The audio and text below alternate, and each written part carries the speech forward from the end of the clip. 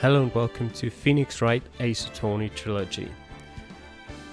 I don't know yet if we're going to play the whole trilogy, but we're going to start with the first game. I've so far only just adjusted the settings a bit. I've turned down the background music to an acceptable level, turned off the effect sounds because they are just way too loud and obnoxious. I've changed the language to English, and I've changed the resolution to full screen. And I've edited the keyboard, the key config a bit, so that I can rotate evidence with the, WASD, which was on, I think it was BNHM before or something like that, which was horrendous, so I'm not going to do that. And, well, I would like, ideally, to make going back escape and have the options on backspace, but actually I can do that. Yeah, I'd like to do that. Cancel is escape, options is backspace. Nice. I have to confirm those changes obviously before I can get back out. There we go.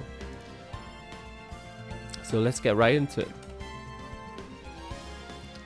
Oh, I can even choose here. We've got Ace Attorney, the first game.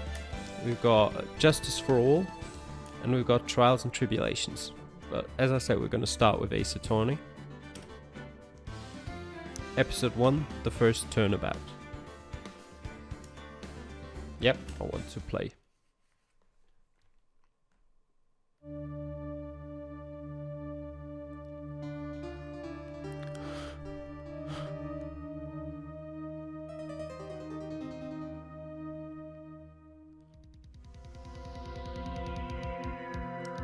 Damn it, why me? I can't get caught, not like this. I've got to find someone to pin this on. Someone like him. I'll make it look like he did it.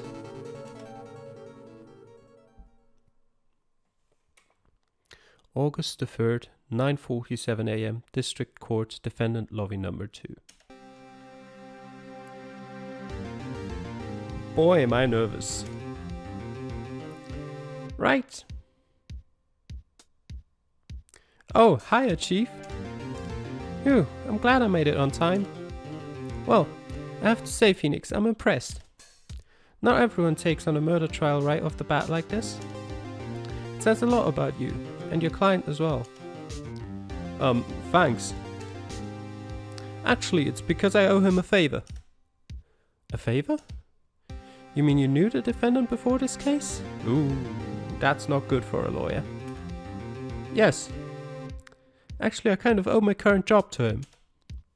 He's one of the reasons I became an attorney. Well, that's news to me. I want to help him out any way I can. I just really want to help him. I owe him that much. It's over.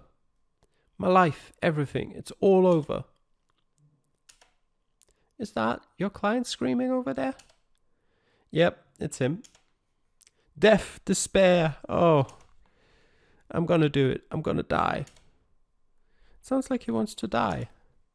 Yeah. Nick! Hey there, Larry. Dude, I'm so guilty. Tell him I'm guilty. Give me the death sentence. I ain't afraid to die.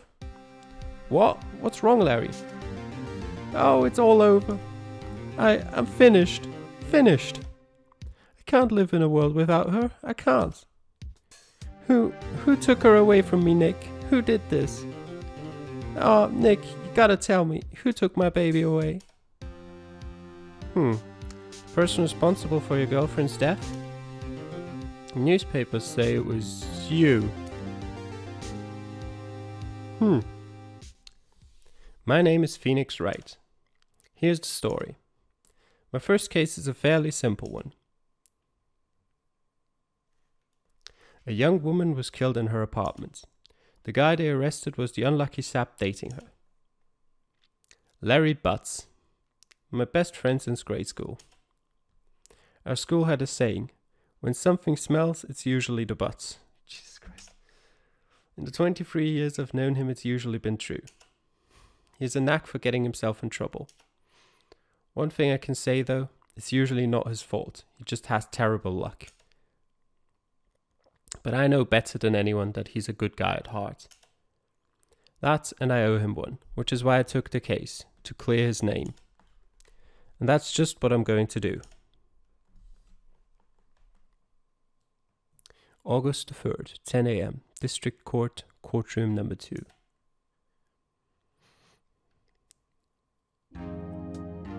Court is now in session for the trial of Mr. Larry Butts.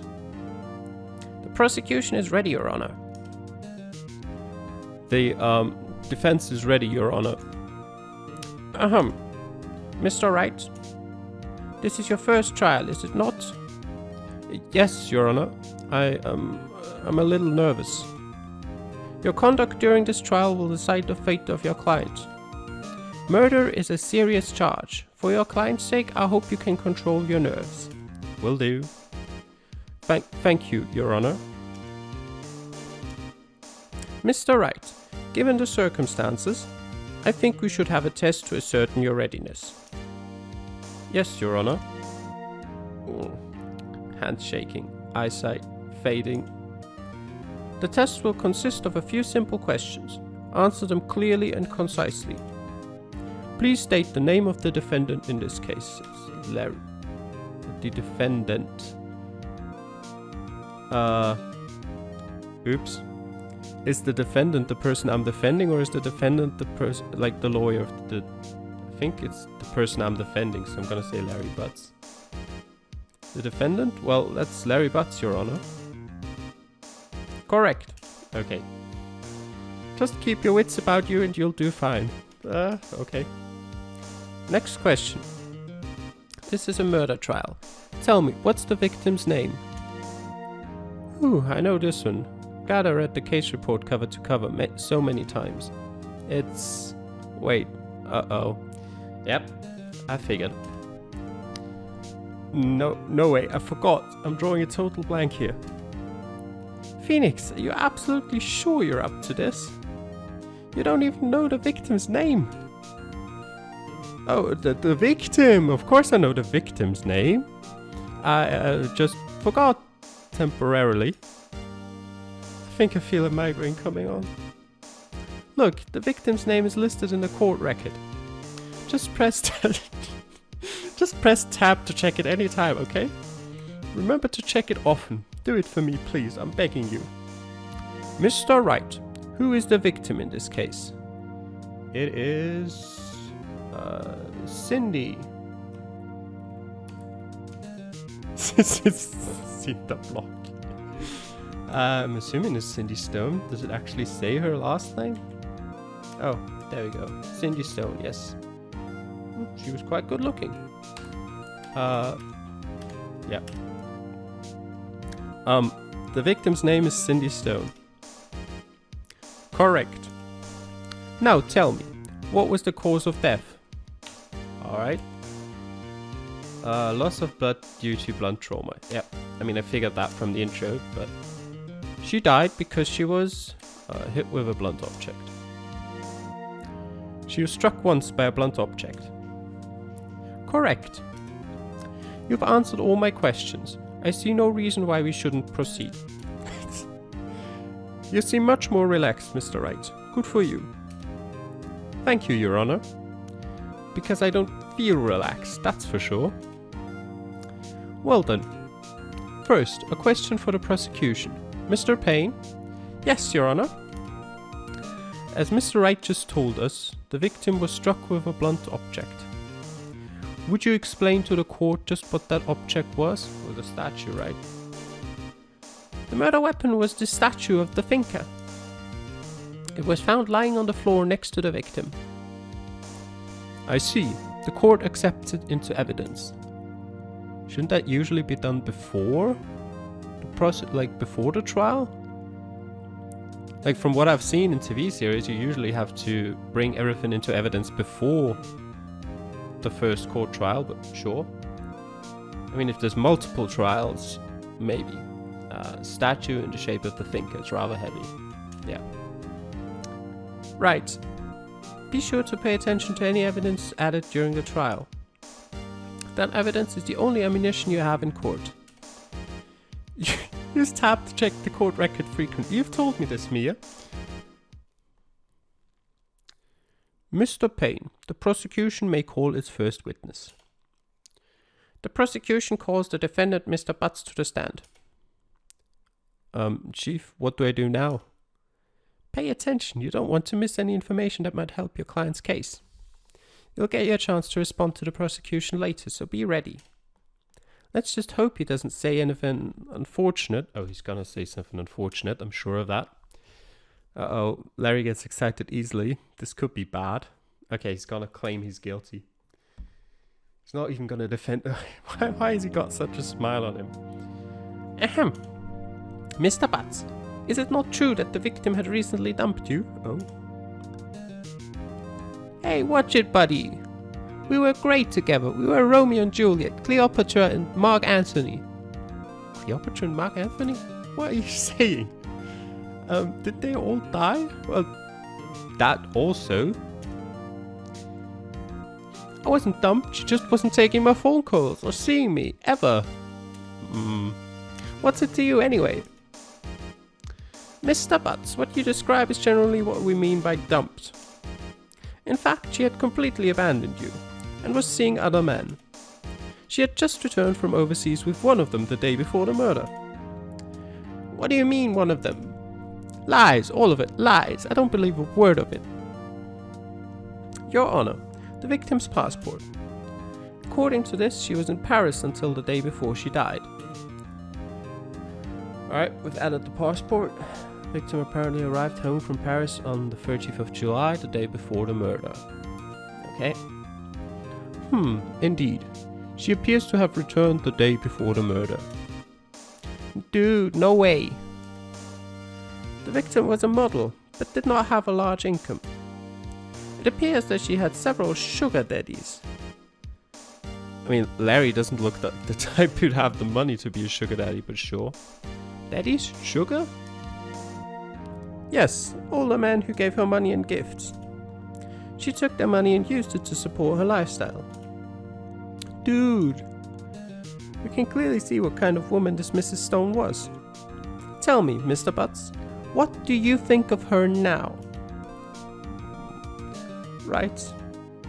I don't think you want him to answer that question. Objection. Yeah, Larry has a way of running his mouth in all the wrong directions.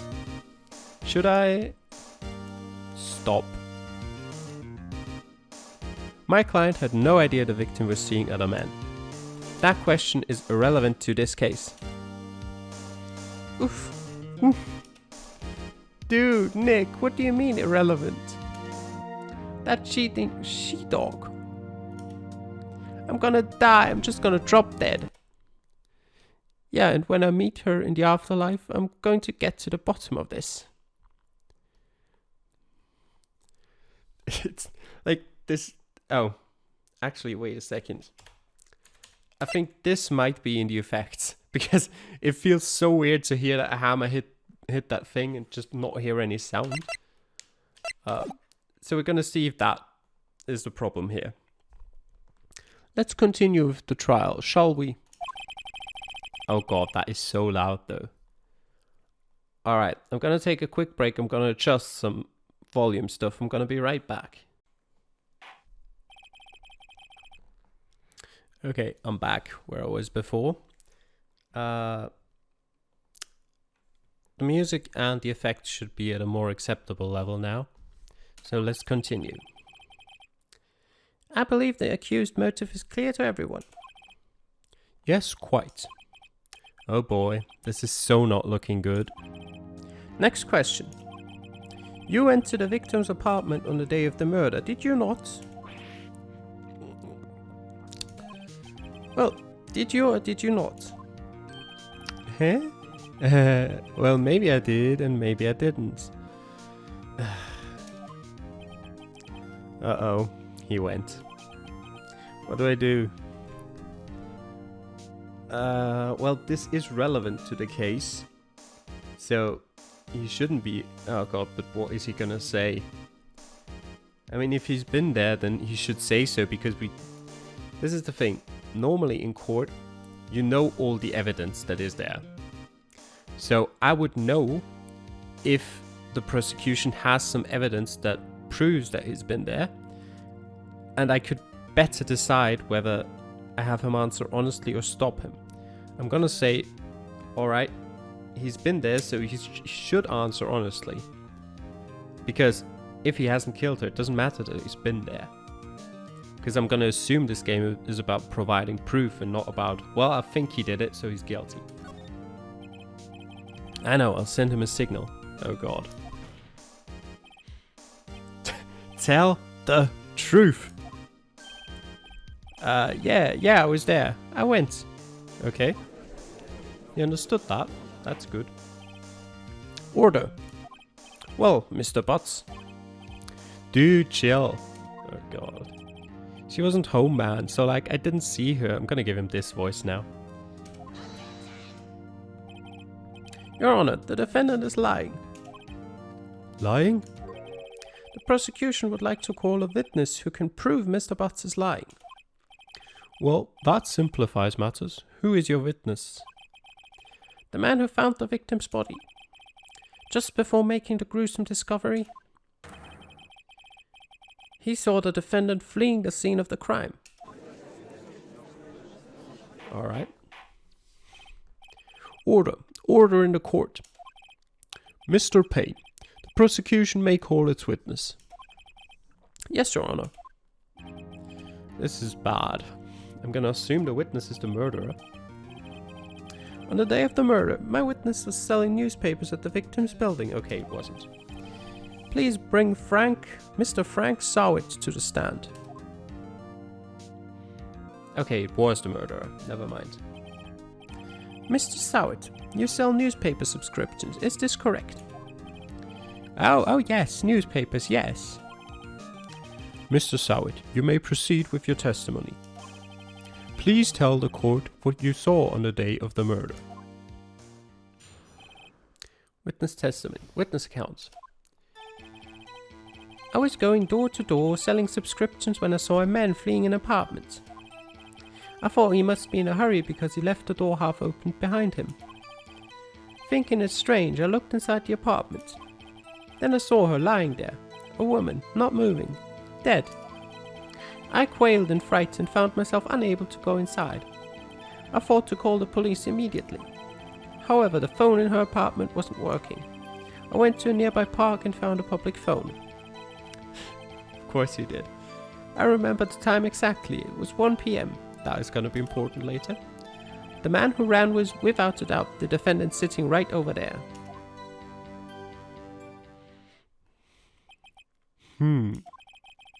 Larry, why didn't you tell the truth? I can't defend you against the testimony like that. Incidentally, why wasn't the phone in the victim's apartment working? Your Honor, at the time of the murder there was a blackout in the building. Aren't phones supposed to work during a blackout? Yes, Your Honor. However, some cordless phones do not function normally. The phone that Mr. Sowitz used was one of those.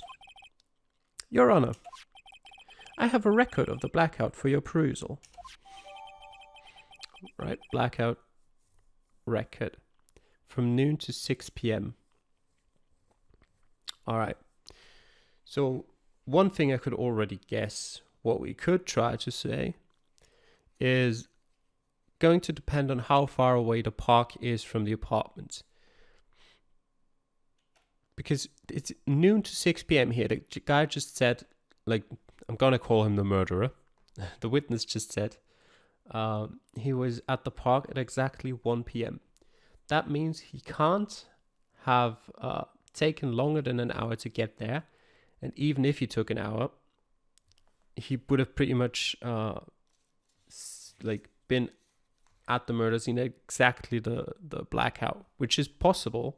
So it can't be used as incriminating evidence, but unlikely. Now, Mr. Wright. Yes, Your Honor. You may begin your cross-examination. cross-examination, Your Honor? Is he a lawyer? Isn't he supposed to learn that in law school? Alright, right. This is it. The real deal. What exactly am I supposed to do? Why, you exposed the lies in the testimony the witness just gave. Lies? What? He was lying. He was lying? Your client is innocent, right? Then that witness must have lied in his testimony. Or is your client really guilty? How do I prove he's not? You hold the key. It's in the evidence. Compare the witness's testimony to the evidence at hand. There's bound to be a contradiction in there. First, find contradictions between the court record and the witness's testimony. Then, once you've found the contradicting evidence, present it and rub it in the witness's face. Alright. Okay. Open the court record with tab. Oh, are we doing that with tab? I thought I was supposed to press a different button. Then point out the contradictions in the testimony.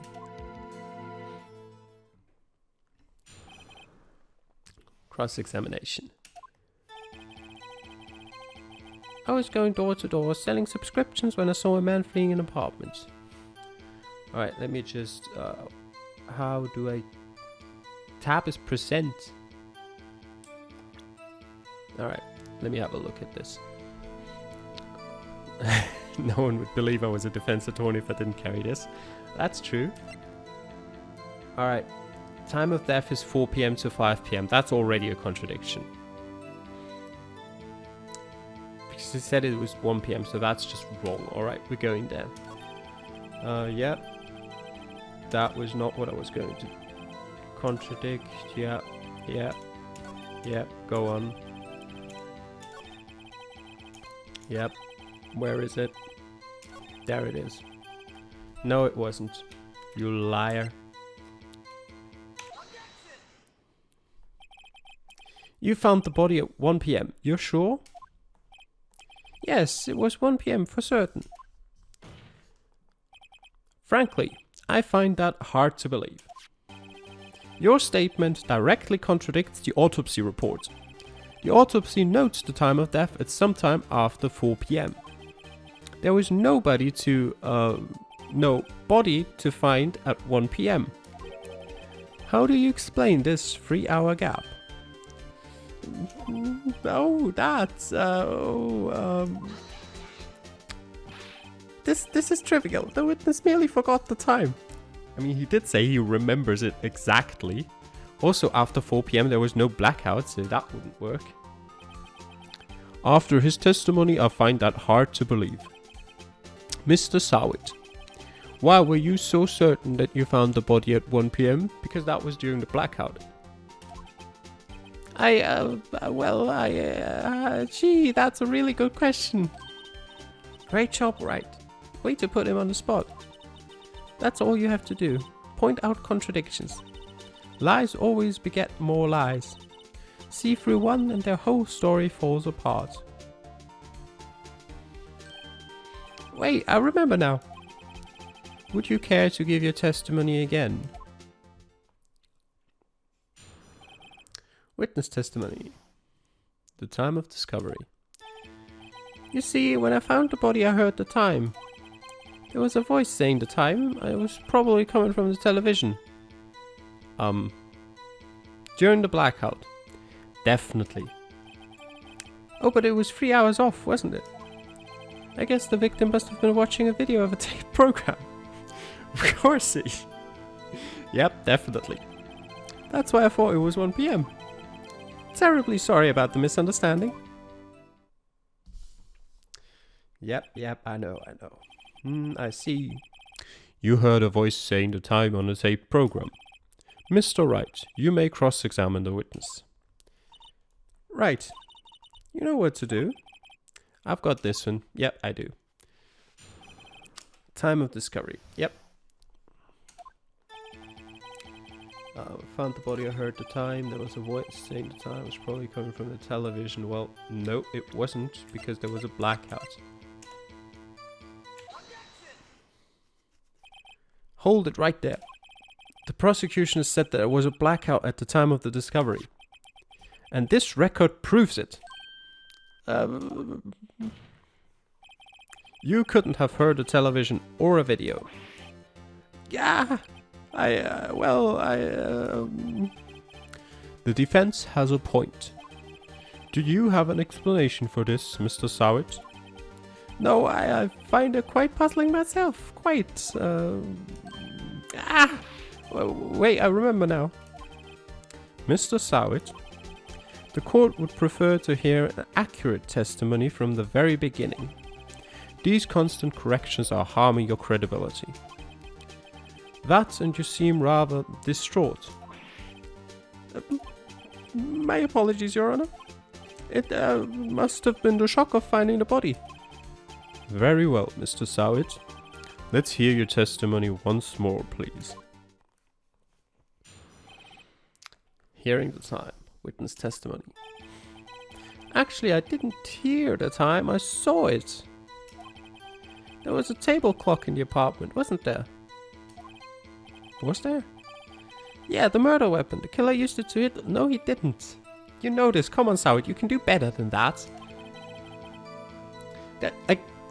There's no reason to even say that was the murder weapon. You could have just seen it standing somewhere, and I couldn't have refuted that. I mean, he might have had to enter the room, but... Alright. That must have been what I saw. You saw a clock? I guess that would explain it. The defense may cross-examine the witness. Gladly. Alright. Actually, I didn't hear the time I saw it. There was a table clock in the apartment. Yeah. The murder weapon. No, it wasn't the murder weapon. No. That statue. Wait just a moment. The murder weapon wasn't a clock. It was the statue. Now, how is this supposed to be a clock? What are you with your objections and your evidence? Just who do you think? You with your damn evidence. Just answer the question, Mr. Sowett. Hey, I saw it there, okay? That's a clock. Your Honor, if I may. Yes, Mr. Payne. As the witness stated, this statue is indeed a clock. Is it? The neck is a switch. You just tilt it and it says the time out loud. Well, as it doesn't look like a clock, I submitted it as a statue. My apologies. I see. Do you? So the murder weapon was a table clock after all. Well, Mr. Wright, it appears that the witness's testimony was correct. This is a clock. Are you just gonna take that? Do you have any problems with his testimony now? Well, probably. I mean, he said you have to flip the switch to say the time. And there was no one in the room to flip the switch since the person was already dead. Yes, I have a problem. Your Honor, there is a gaping hole in the witness's testimony. The only way he could have known the weapon was a clock is to hold it in his hands. That as well. Yet the witness testified that he never entered the apartment. Clearly a contradiction. Indeed. The witness knew it was a clock because he... You're lying. You were inside the apartment on the day of the murder. Oh, yeah, prove it. Prove I went in there. I'll do better than that. I can prove you were the one who killed her. You struck her with the clock and the shock of the blow triggered the clock's voice. That was the sound you heard. Order in the court. Intriguing. Please continue, Mr. Wright. Yes, Your Honor. Mr. Sowett, the sound must have left quite an impression on you. Understandable, since the murder weapon spoke just as you hit the victim. That voice was burned into your mind. That's why you were so certain about the time. Well, what's the meaning of this? This is all baseless conjecture. baseless? Just look at the witness's face. Would the witness care to elaborate? Did you strike the victim with the clock? That day I never... Look, the clock I heard, no, I mean, I saw...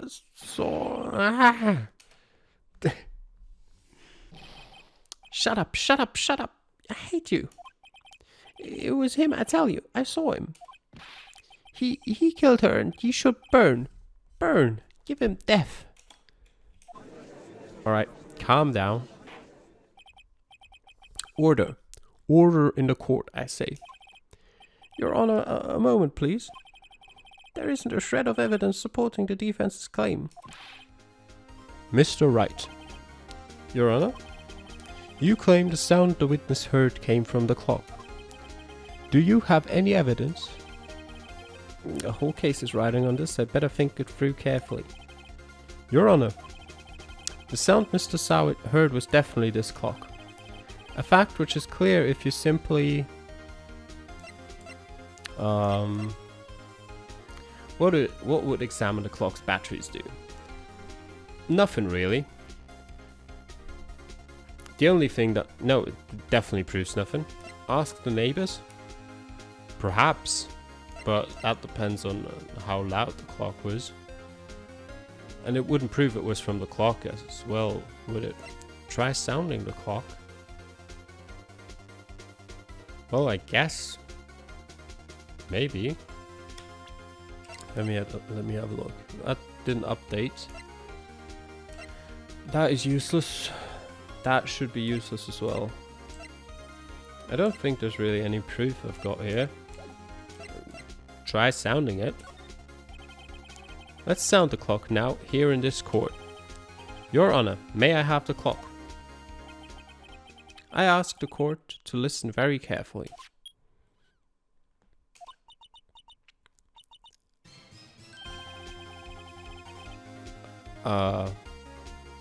Is it? It's just that I think it's 8:25. I mean, it's a bit strange, but that certainly is a strange way to announce the time.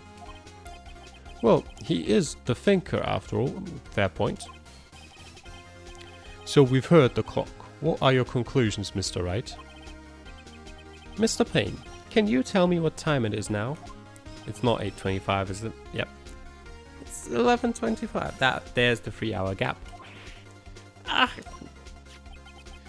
As you can see, this clock is exactly 3 hours slow. Precisely the discrepancy between what Mr. Sowett heard and the actual time of death. So, Mr. Sowett, try to talk your way out of this one. You forgot one thing. Uh-oh. What's he talking about now? While it may seem like the clock is running 3 hours slow, it proves nothing. How do you know it was running 3 hours slow on the day of the murder? If you can't prove that, you don't have a case. I mean, he's partially right. He's right, how am I going to prove that? Damn it, I was so close. Mr. Wright, it seems you lack the critical evidence to support your claim. Yes, Your Honor. This means I cannot let you indict the witness. Unfortunately, this ends the cross-examination of Mr. Frank Sowett. I come all the way down here to testify and look what happens. You treat me like a criminal. A criminal. You lawyers are all slime. I almost had him. Sorry, Larry. I failed you.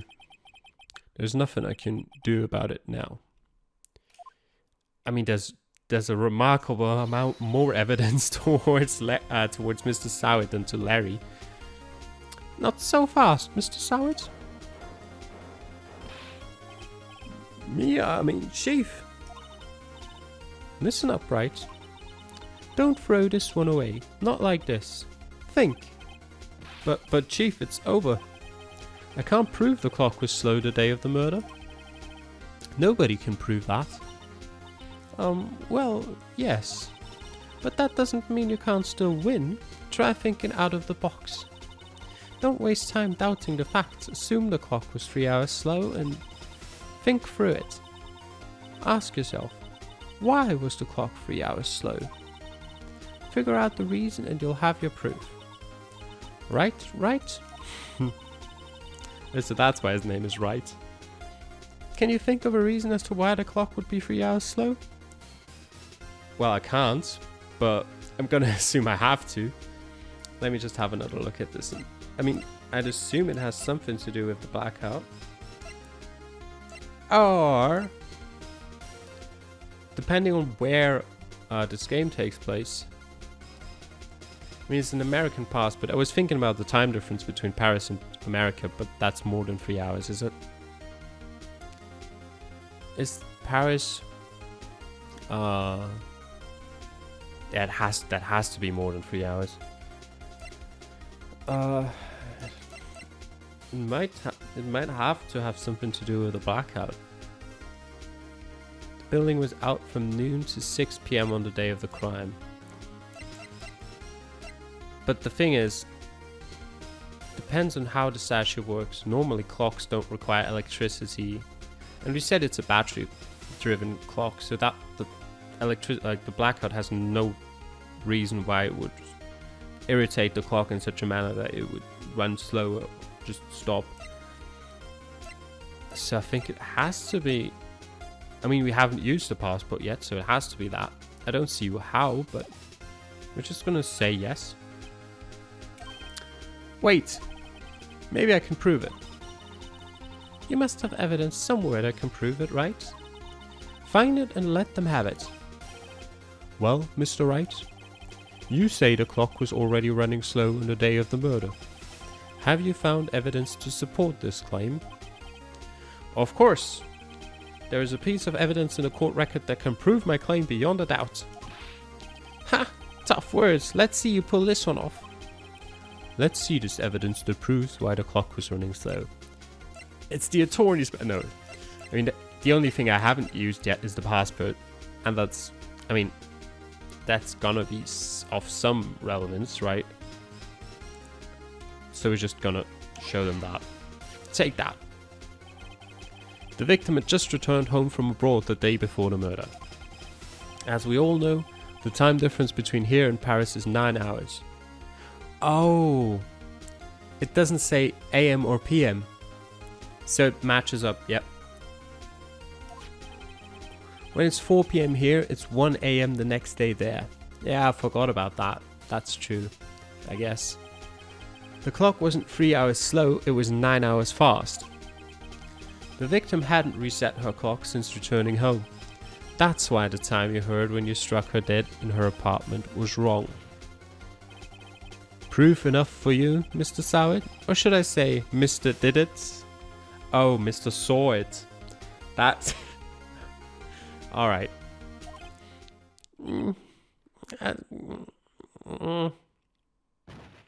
Just fell over. Order, I say. Well, this case has certainly turned out differently than we all expected. Mr. Payne, your witness?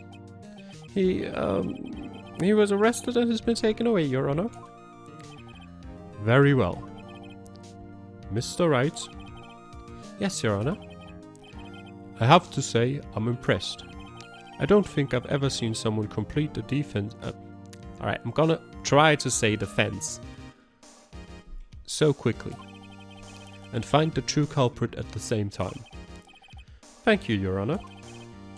At this point, this is only a formality, but this court finds the defendant, Mr. Larry Butts, not guilty.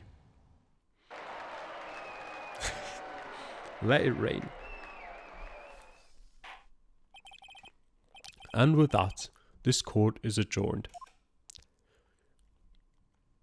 Nice. Turns out that Frank Soward was a common burglar.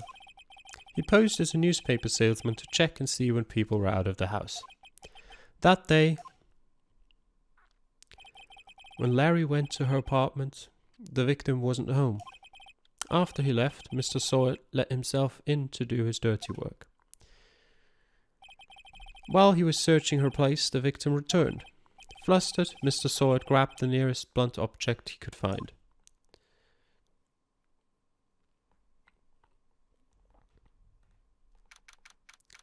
August the 3rd, 2:32 p.m. District Court, Defendant Lobby Number 2. Whew, I still can't believe we won. Right, good job in there. Congratulations. Thanks, Chief. I owe it all to you. Not at all, not at all. You fought your own battles in there. It's been a while since I've seen a trial end on such a satisfying note. I've never seen the Chief looking this happy. If she's this glad, imagine how Larry must feel. My life is over. Larry, you're supposed to be happy. What's wrong now?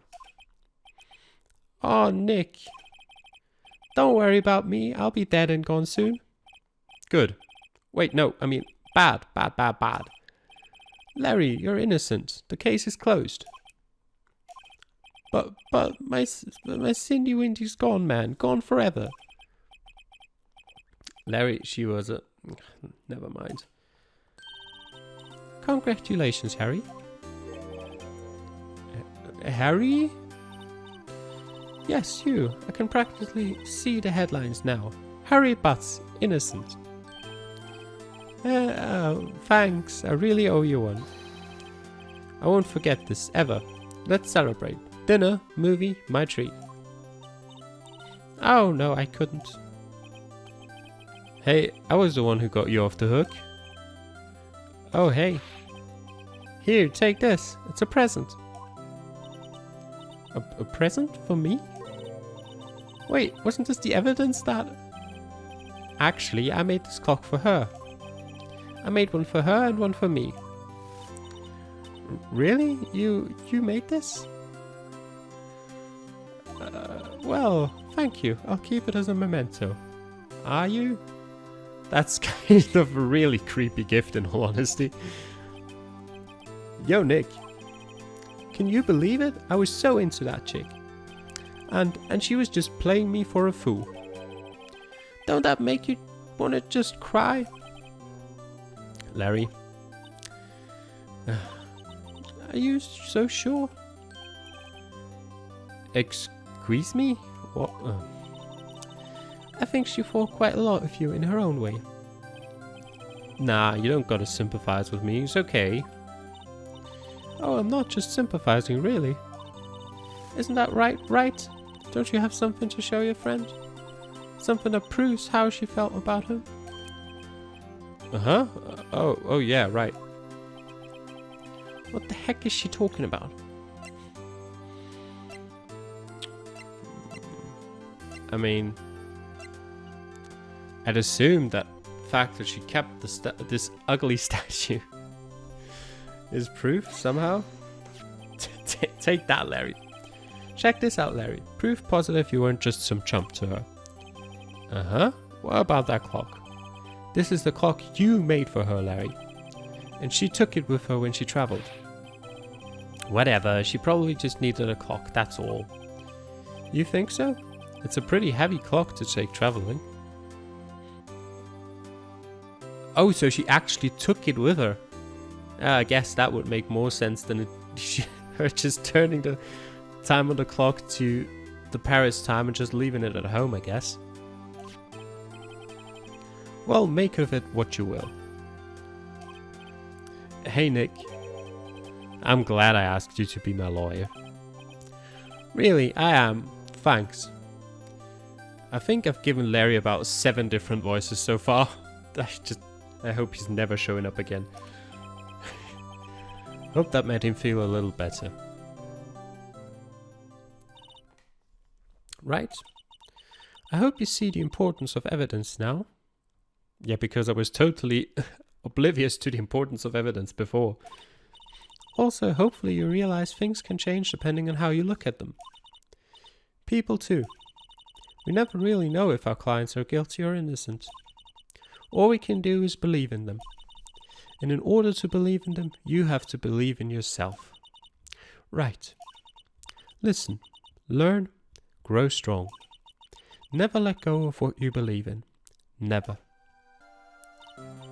Well, I think our work here is done. Shall we be off? Yeah, I guess so. Say, how about dinner? On me? We'll drink a toast to innocent butts. Yeah.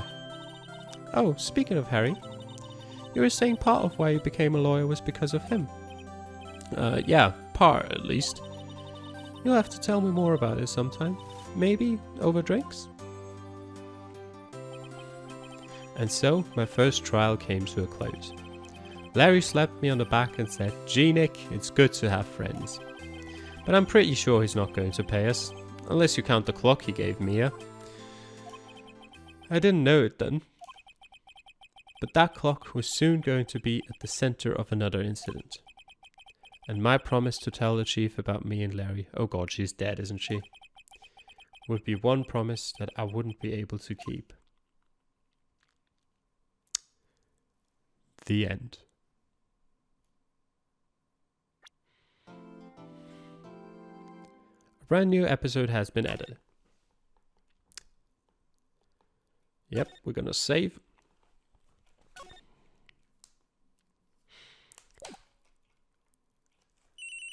And we're gonna go into this next episode. See it.